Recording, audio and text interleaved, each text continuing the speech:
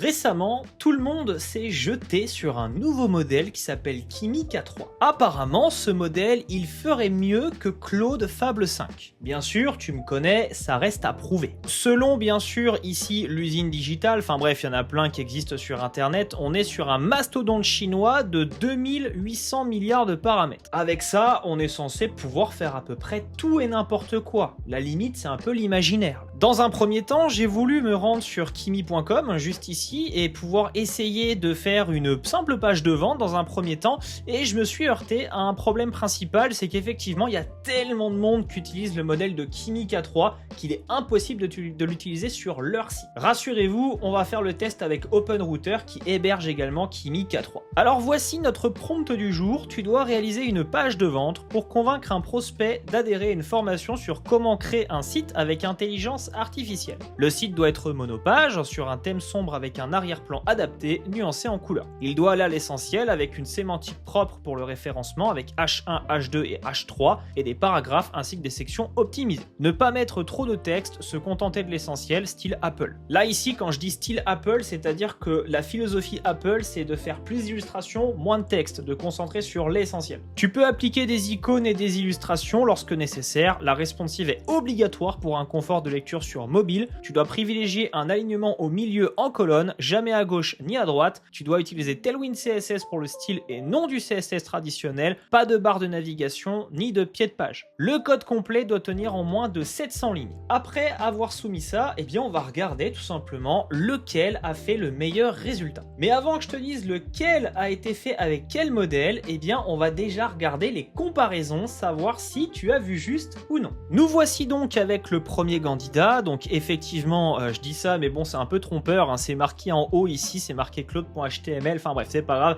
j'ai niqué le suspense en une seconde. Donc je précise que là, on a utilisé Opus 4.8, hein, pas Opus, pas Claude Fable 5, parce que l'objectif, en fait, c'est de regarder si jamais il fait mieux qu'Opus 4.8 déjà, pour vérifier les dires. Alors déjà, dans un premier temps, moi je constate que c'est marqué nouvelle formation 2026 dans un badge qui a l'air un peu horrible. Ensuite, on a une tête de robot qui est ici, qui est pas fofolle. Là, par contre, c'est marqué créer votre site web avec l'intelligence artificielle, donc c'est le seul titre qui est à peu près optimisé au niveau moteur de recherche. Ensuite, on a ici une description sans coder, sans agence, en quelques heures. Apprenez à concevoir un site, blablabla, blablabla. Enfin bref, ça c'est purement de l'IA. Là, on a un bouton rejoindre la formation, voir le programme, des étoiles, plus de 1200 apprenants accompagnés. C'est pas super bien conçu concrètement ici par Claude. Ensuite, le reste, qu'est-ce qu'on a? Le web n'a jamais été aussi accessible. Pourquoi cette formation? Après, ça reste vraiment basique. Le programme, les éléments, on va pas passer 2 heures à visiter le site. Ce qu'on peut voir, c'est que Claude nous a fait un site tout à fait normal et conventionnel par rapport au prompt. Maintenant, on va regarder le résultat de Kimi, savoir si il est vraiment si surprenant que ça, et avec un prompt similaire, s'il est capable de nous faire un magnifique site web. Bah oui, parce que tout le monde le teste sur des jeux vidéo, sur des choses qui a l'air apparemment incroyables, chose que Opus 4.8 et Fable 5 font également très très bien,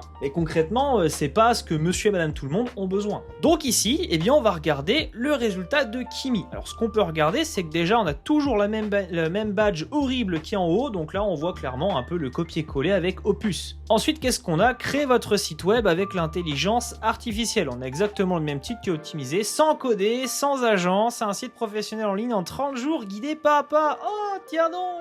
Mais ce serait pas les phrases que Opus nous a sorties, ça? Ensuite, ici, on a un vieux placeholder avec créer un site vitrine pour mon café qui est entièrement moche, avec les élèves formés, satisfaction, 30 jours pour être en ligne. Ensuite, pourquoi nous, blablabla, les mêmes éléments. En fait, c'est clairement une copie conforme de ce que fait Opus. C'est pour cette raison que je voulais faire ce test sur un site internet, parce que c'est bien beau de montrer des vidéos. Là, je m'adresse aussi aux autres créateurs de contenu qui font des vidéos sur « Ah ouais, j'ai recréé Star Wars. Ah ouais, j'ai refait Rocket League. » Bientôt, on va voir « Ah, j'ai refait GTA 6, tiens. » Alors qu'en fait, Anthropic avait déjà annoncé qu'il faisait la chasse aux prestataires, que ce soit aussi aux sociétés qui étaient basées en Chine, parce qu'ils siphonnaient les datas de Claude. Donc au final, le modèle qu'on a ici, Kimi K3, est une simple duplication du modèle de Opus avec un prompt système différent. Est-ce que ça fait de ce modèle quelque chose de hypé et en faire une polémique pareille? Eh bien, je ne pense pas. Et c'est pour ça que je ne souhaite pas non plus surfer sur la vague de Kimi et d'en faire plein de vidéos comme tout le monde, parce que concrètement, je trouve qu'il n'a pas tant d'intelligence que ça dans le ventre, mis à part être un gros modèle comme à la la DeepSeek qui va offrir un confort d'utilisation pour un peu moins cher que Fable 5. Alors qu'au final, moi je vois qu'il est aussi performant qu'Opus 4.8. On a donc fini ce test. Maintenant, on va regarder au niveau de Visual Studio Code combien de lignes ont été générées pour chacun des sites. Au niveau de Claude, on peut voir qu'on a un total de 226 lignes de code qui ont été générées et du côté de Kimi, on a un total de 782 lignes de code qui ont été générées. Pour que vous puissiez bien voir, je vous remontre visuellement l'exemple de Claude à côté de celui de Kimi. Là, nous sommes en train de visualiser celui de Claude, donc effectivement, ça reste assez simpliste, mais bon, c'est un site tout à fait conventionnel. Et là, nous sommes en train de regarder le modèle de Kimi, qui n'est pas plus impressionnant que ça, à part des petits effets supplémentaires, mais ça ne justifie pas nécessairement les 782 lignes de code. Ça, c'est complètement aberrant. Donc voilà pour ce test, j'espère qu'il aura pu te montrer que non, ça ne vaut pas le coup d'en faire une grosse polémique pour un modèle qui fait uniquement de la duplication de Opus. Si cette vidéo t'a plu, fais-le moi savoir dans les commentaires, lâche un pouce bleu, abonne-toi et on se dit à très bientôt.